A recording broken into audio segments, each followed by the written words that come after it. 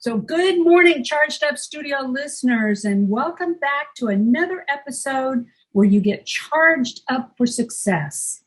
I'm Dana Olivo, your host and CEO of Marketatomy LLC, and today we are going back to school to learn about DNA.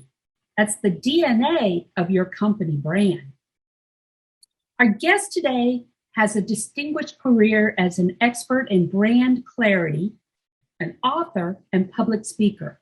She has developed a proprietary process designed to achieve extreme clarity on brand differentiation, consistency, and trust that trigger behaviors and actions from the inside out. It's known as the brand DNA approach. There are so many accolades behind this woman's name that it would take this entire podcast to explore them all. So let's please welcome to Charged Up Studio, Miss Suzanne Tulien. Tulien, yes. I did it right. Happy you did it, yes. Happy to be here. Thanks so much for having me, Dana. Appreciate it. Oh, no, I'm so glad. I was excited when we talked during our pre-onboarding session. So this is a very interesting and important topic that not all micro business owners take into consideration. Right. Before we get started, tell our audience a little bit more about how and why you have built your own brand around being the brand clarity expert. Well, I can go back to being in the field of marketing and advertising, graphic design, PR, all of those communication subject matters, right? For years and years. And I was a communication major, actually, in school. And a graphic design minor. And that's what I wanted to do, is I wanted to help people really express who they were, their businesses, to get it out there in a very visually impactful way and through narrative and copywriting and that sort of thing. And I was just fascinated by the world of advertising and communications. Like, what is it that draws us to something? What is it that creates the resonating factor for us to buy something or get, make decisions to buy something? So that was where I was going until I realized that there was this thing called brand. And what a brand is really is all it is just a perception. When you really think about it, down to the nut, it's just a perception. And when we market a brand, right? So marketing is the verb. It's the dissemination and communication of information out there. And the brand is that perception that we're out there communicating. But the perception has so much more depth than that. So I was fascinated by that. I also had a really, really close to a psychology minor. And I really wanted to understand what this thing called brand was. And so I dove into that a little bit, leaving corporate America and realizing that I could start my own company and build my own brand, so to speak, and help people really understand what that was all about. So that's kind of what led me to be in this field.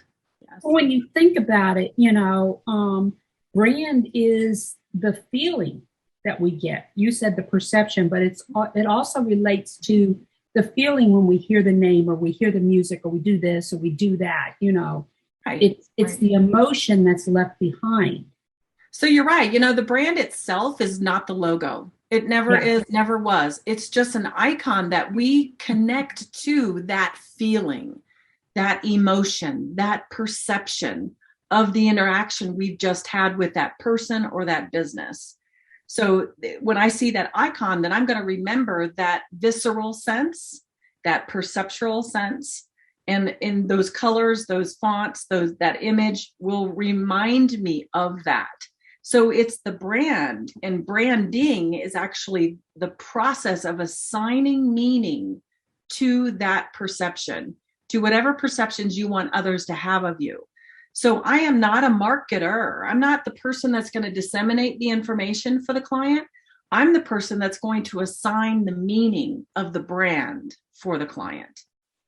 Does that make sense? It does. But in order to do that, we've got to be in their heads.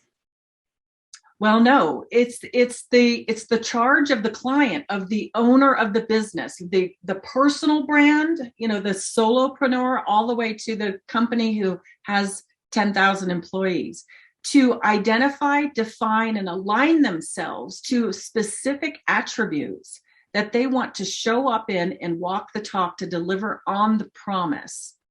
Then we take that information and we deliver it. We disseminate that out to the market. That's what marketing then becomes. Right.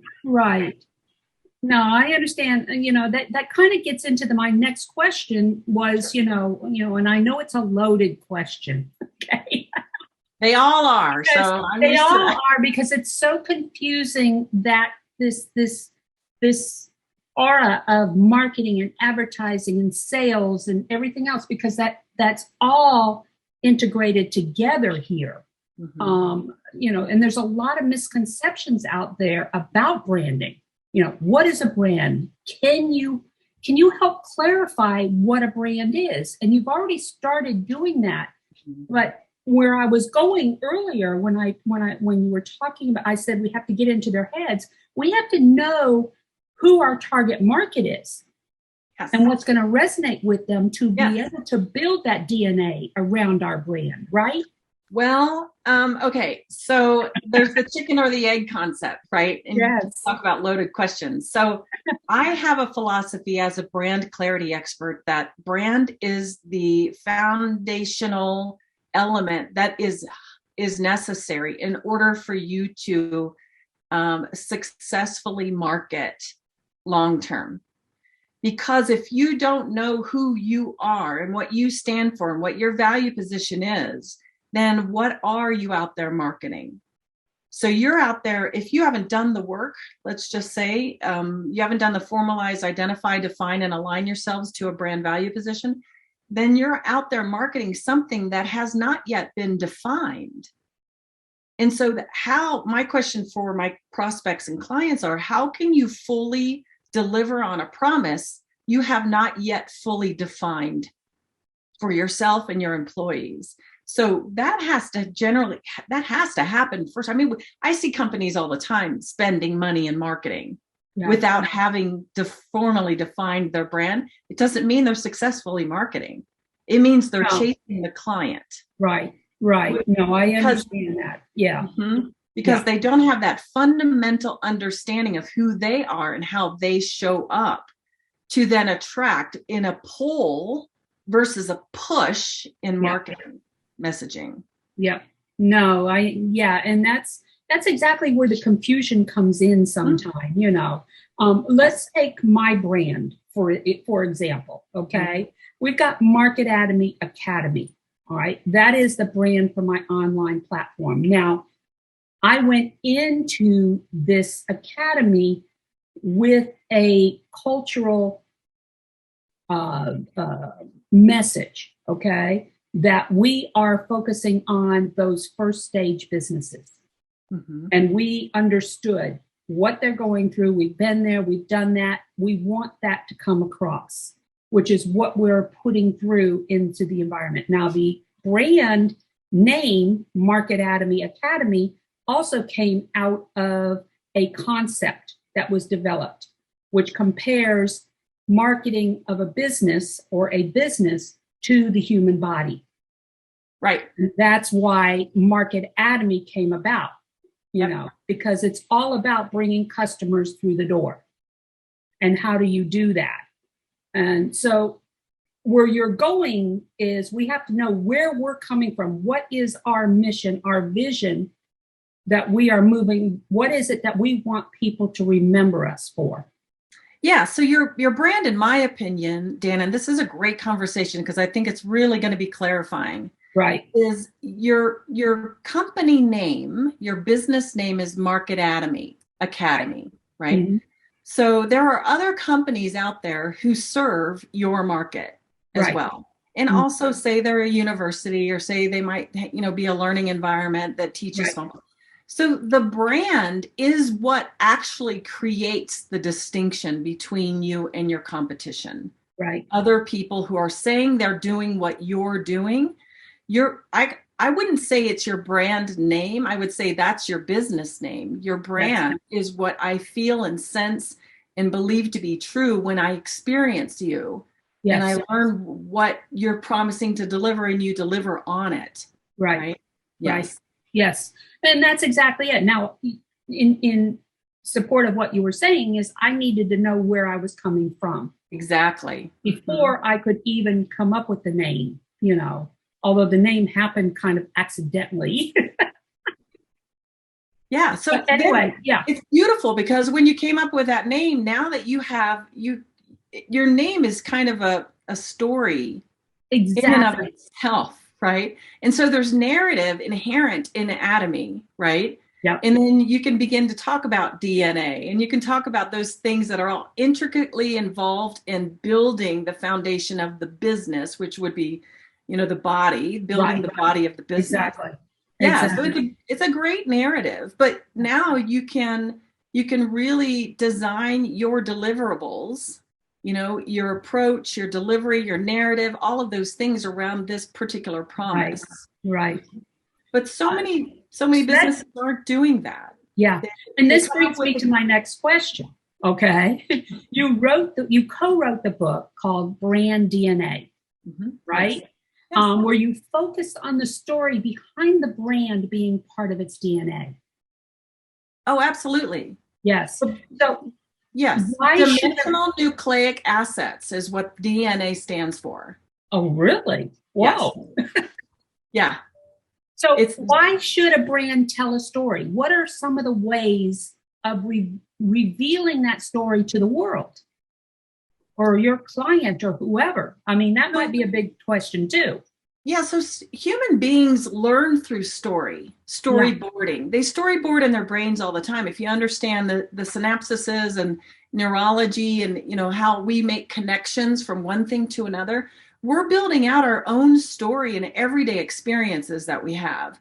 That's how we learn. And it's sequential, you know, timeline sort of thought processes.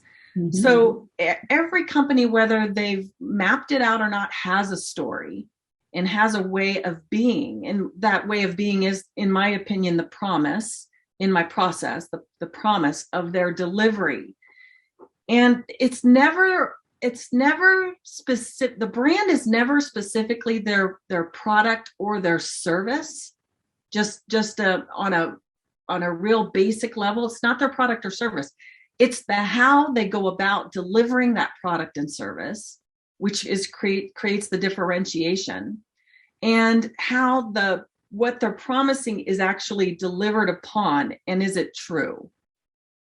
So trust, well, consistency builds trust, right? So if I know my brand, I'm going to be more consciously, strategically, and deliberately consistent in what I'm saying about my company and what I deliver, and also how I deliver on it. Right. And until I know that, and I'm crystal clear on what that is, then I cannot possibly do that consistently. And that comes with practice too. Yes. You know, and hit or miss, you know, because there'll be times when you're out there talking about what you do and you're refining it as you go, you know, and the way people perceive it, you take that in and until you hit that mark. Well, I would also say, Dana, you know, that's definitely what most companies end up doing, is refining it based on customer feedback or non-feedback. Yeah. But I want to also make sure we understand that you own the business, that you own this company, that you know your stuff, right. You know what you're delivering on. And not everyone that you're looking for feedback from is your customer. So I want to be really careful about what I call the peanut gallery out there. In getting so much feedback, it becomes so confusing and muddled that you don't know what direction to go in, right? Right. Yeah. No, you're absolutely right. You know, when I originally started this and went out, I mean, I was specifically talking to my target audience, you know, to make that connection, because I had been there. You know, I've had 2 failed businesses. and come out of them until I went back to college and realized what I didn't know about building a business. Okay. So by talking to them, I could relate to them. And that's where that trust factor comes in. That trust factor and that vulnerability. When you can be vulnerable in front of them and they can see that you've struggled just like they are, that's where, you start developing that brand. Mm-hmm. And to be consistent in growing and evolving the brand, but staying true to the brand's value, position, and promise, instead of going off on tangents all over the place because you're being so reactive to your environment that you're no longer in the driver's seat. Right. That's where danger happens, when companies don't really solidify their core value proposition as a brand, right? I wanted to say, I see on Facebook all the time, mostly soloprenarial companies, people that are the brand of their business, throwing up logo designs and asking their peanut galleries to comment on them. Which one? And then you look see there's 1,000 comments, and every one of them is different. So what do you do with that? Right? So my work is about giving the level of clarity to the owner in their value position, that they know themselves which is the correct logo. Right? They know what represents them. Right. And that's what I think is missing out there, is the time to do that reflection and that introverted understanding and peeling back the onion. Is like, what do I stand for? What do I promise? And how am I going to deliver this consistently? What do I want to become known for? Right. And that's exactly it. They get so wrapped up in the business, chasing checks just to bring that check through the door. And they're not, and they are inconsistent. Okay. They may offer discounts here and then, not here, or, they may think, okay, I can tweak this a little bit to meet their needs, that type deal. And that's a dilemma. That's a big dilemma for them, because when they tweak to please the customer all the time, they're diluting their own values. Their original culture, all of it. I agree. Me working with micro entrepreneurs, I can't tell you how many people told me, you're not going to make it.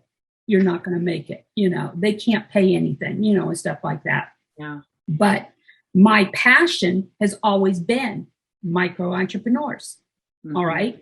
And so it was a matter of, okay, if I'm going to continue serving micro entrepreneurs, how can I do it at a price point they can afford, which is where the Academy came about. Yes. And I think that's important. That's the way, if you are passionate about your business and what you do, your why, then everything else will fall into place. You will realize, as long as you stick to what your passion is. Yes. So yeah, no, definitely. So I recently published a blog on branding entitled, "What is it and why is it important?" where I briefly talked about the different types of branding. Okay. And at this point, I was talking about the different ways branding can emote reactions from consumers. Okay. It could be a smell. It could be a sound, all of that. Can you talk a little bit more about that? Yeah. So one of the exercises in the process that I deliver is a multi-sensorial branded experience. So let's take a deep dive into really getting to know your brand at that visceral level. And so that if your brand were to become, let's say, a character in a movie or a cartoon or something like that, that came alive, what would it look like? What would it feel like? What would it taste like? What would it smell like? What would, all these different aspects. It really gets you on the right side of your brain so you can get super creative and really begin to create some consistencies in how you show up.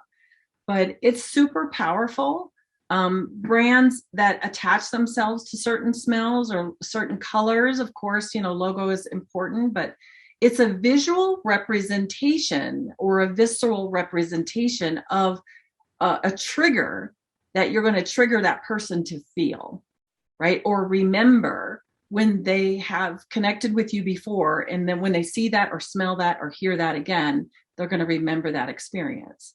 So that's what the multi-sensorial branded experience is really all about, and owning something that no other competitor in your industry has in terms of sound or colors or smell or whatever it might be.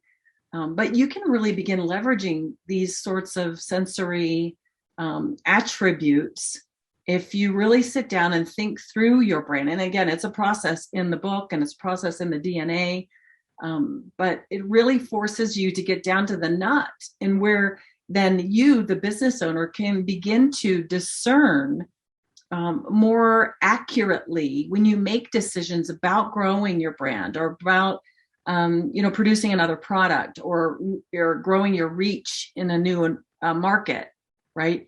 It really helps you decide, is this a good fit for that or not? Because you've created such clarity around what you know to be true about who you are as a brand.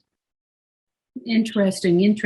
When I start thinking about this stuff, I think things like Nike and the swish. And if you hear a swish, you know that that's Nike, as far as that's concerned. There's a lot of things that we don't realize are part of the brand, the all-encompassing brand. Yes. Until there's so many variables that you can play with. Yes, definitely. And that's where Pandora's box just opens up. Like, the clarity brings this. It's not really that the clarity confines you. It really opens up this box of creativity around, now I can do all these things that are consistent with who I say I am, right? Right, exactly. So let's talk a little bit more about uncovering the business's true DNA and how you communicate its integrity through the brand. Can you talk a little bit more about that? Well, there are pieces and parts to the brand's DNA. And in the process that I've developed with my previous business partner, my co-pioneer, right? We developed this process where, of course, the fundamental piece is core values, in really understanding a set of core values, not any more than 5, preferably 4. But here's the thing, Dana, it's not about just coming up with these words that you think define you. It's so much deeper than that. It's about, and most companies don't do this, that I have found, is they don't even define the terms they come up with. So in the core values, when you've come up with a core value, then the process of defining that core value in all the buckets of where the business lives, like for a business with employees, it would be financial, customers, employees, and systems and processes. Let's say they've got these 4 buckets. So how does this company value this? Let's just say they value integrity. That's a very common one. Yeah. And if they really want to stick with that and they really want to show up that way and deliver on that, then they have to look at, okay, let's look at our customers. What does integrity look like from us for our customers? And write a few sentences about how they're accurately showing up that way right now. Then you look at the employee bucket. How does integrity show up in our culture, in our hiring processes, in our letting go processes, right? In our how we communicate to our employees. So we're looking at these separate buckets, right? And we're defining that one term with the filter of all these areas. So it's never just about the customer. I really want to express that. Yeah. Because until you as a company have a fundamental understanding of who you are, you cannot possibly consistently sustain delivering on it unless you're clear. And that goes that is the big push between the customer experience, because all of those buckets go into enhancing that experience that the customer is going through. So even though it's not just the customer, the end result may be the customer experience. Sure. You know, yeah. So, but it starts way before that, right? It starts underground, and you look at that, the iceberg. Build that infrastructure. Yeah. It's all that ice under the water that we have to create as a brand to really then show up. Yeah. Wow. No, there's a lot that goes into it, and people don't realize, let's talk a little bit about brand management. Mm-hmm. Can you talk about that a little bit? And the consistency in brand penetration. So from my side of the coin, where I am an organizational development consultant, meaning I work internally with companies, you're focused on that external dissemination and how do you do when I'm talking about this out there? Yeah. Mm-hmm. Yeah. So brand management in my eyes is first, you can't manage something you're not clear on, right? So we're going back to that clarity again. We've got to flush it out. What are our dimensional nucleic assets? That is our value position and our differentiator. I like that term. I like that phrase. And then we look at those buckets and we start to infuse the brand's attributes, the DNA of the brand, into the hearts and minds of our employees. And we ensure that they truly understand what the definitions of our core values are, the definitions of our brand style attributes are, which we haven't talked about yet. That's another piece of the DNA. Mm-hmm. And then what our true quantifiable differentiators are as an organization. I try to get my clients to really get quantified statistics on what makes them different versus their competitors. And then what are our standards of performance in delivering on our DNA? So all of this great juicy stuff, once we define our brand's DNA, gets infused into the culture. And that's, to me, that's the epitome of brand management. When all of our people who are what I call brand ambassadors of the organization, whether it's 2 more people or 5,000 more people, right? How do we infuse this information so that everybody's walking the talk and delivering on the promise? And they're there because they want to be there, right? Just be a good proponent of that, with their employees and everything, that's out there. Mm-hmm. They pretty much. So talk a little bit about the quantifiable style or whatever it is that you were talking about. The quantifiable differentiators. So those differentiators aren't just the fact that we offer quality products or quality services, right? Anybody can say that. Yeah, differentiators would be like we're open 24/7. That's a number, right? It's 24/7 all the time. That's a differentiator if it is in your industry, right? Mm-hmm. We have worked with 2,300 clients in the first 6 months of business. Numbers. We have a retention rate of 98% of our employees have been with us for over 10 years. Those types of things is what I help clients take deep dives in and really begin to flush out those key things, because not only do these differentiators impress potential clients, your markets out there, but they're also a great recruitment tool when you're wanting to hire the best of the best. When you know your numbers in terms of benefits packages, retention rates, higher education support, those types of things, work from home, those types of things, 30% of our employees work from home, something like that. Mm-hmm. But knowing those numbers is part of understanding the brand's benefits, the credentials, the street cred, what do we bring to the table that our competitors don't? So that's what I mean by those quantifiable differentiators. If I take that statement, that what you just said, and apply it to what we're doing with Market Academy, it's not necessarily numbers, but our differentiator is the way that we approach the process. Okay, that can be quantified too. If you really take some deep dives. You can quantify that approach, but I wouldn't dismiss the numbers. I would say, we might have 30,000 clients have gone through the academy or whatever that number is, right? We are streaming live this many hours a week. We are, there's so many numbers to find. I mean, it could be the number of courses that we offer, it's, with us, it's the roadmap that we give them. It's the sequential plan that we give them. How many hours of education are you offering? That's true. That's true. Okay. When you really peel it back, you can find this. Okay. I didn't think about it that way, but that's true. That's true. Okay. You can have a whole page on differentiators, right, on your website. Yeah. Market Academy. Yep. No, definitely. Wow. That's, definitely. Pretty cool so stuff. Let's, any last minute tips or words of wisdom for our audience you want to give? Anything I have not asked you that you could touch on? Gosh.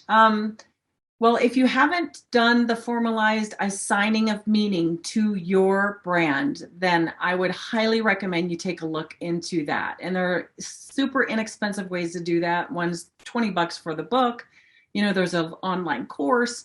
But really take a look at that so that you can get in the driver's seat and you're not playing this reactive game out there and chasing the client because they are fickle. Right? Yes. They don't know what they want until they see it, right? So you get in the driver's seat and drive your own growth. Right. The other thing I would say is, your marketing might get clients in the door, but it is your brand that keeps them coming back. Yeah. Which ties into the experience. It does. It ties into the experience. So. And you don't want to offer just a fun, gimmicky experience just for the fun, gimmicky effect. You want to offer a highly relevant, resonating customer experience that is aligned with the brand you promise to deliver on. Very good. Very good. So how can our audience members reach out to you should they wish to? And what are the links where they can go for the programs that you were just talking about? Okay. Well, I do have a free Kickstarter toolkit for those who are interested in just understanding brand a little bit more. There's several pieces in this toolkit. And that is on my website, brandascension.com. And you'll want to look at the Kickstarter Toolkit tab. And you'll get right there. And you can sign up. It's free. There's several emails that go out and deliver these pieces, these resources for small businesses and micro businesses. And then the course, the Personal Brand Clarity course designed for the solo professional, the coach, the author, the speaker, the consultant, the distributor, the broker, the agent. That is www.personalbrandpresence.com. And that's the landing page of all the information about the course. Super powerful course. You've got to carve out time for that, though, because it is work. No, definitely. All of my courses, I tell them, my courses in Academy are broken down into two components. You have the learning component, and then you have the interactive component. So by the time they're done with these courses, they will have a customized plan for their business. Nice. And that's what it's all about. Then it doesn't become shelf help, Right. Right. And the last piece is just my book, which is on Amazon, Personal Brand Clarity, or like you mentioned, Brand DNA, are the two books I have out on Amazon, including a couple of ebooks. But these two are the books with the most meat in them in terms of the process to uncover, identify, define, and align yourself to your brand. Yeah. Right. No, definitely. And we'll include the links for all of these things in the transcripts once we have uploaded this podcast. So that concludes our podcast for today. So please leave a review on any of the streaming platforms you are listening to us on, or go to Charged Up Studio's Facebook page and leave a review there. Charged Up Studio is a product of Market Academy, the e-learning system designed specifically with the micro business owner in mind. For more information and to register for our mini courses, go to marketacademy.academy.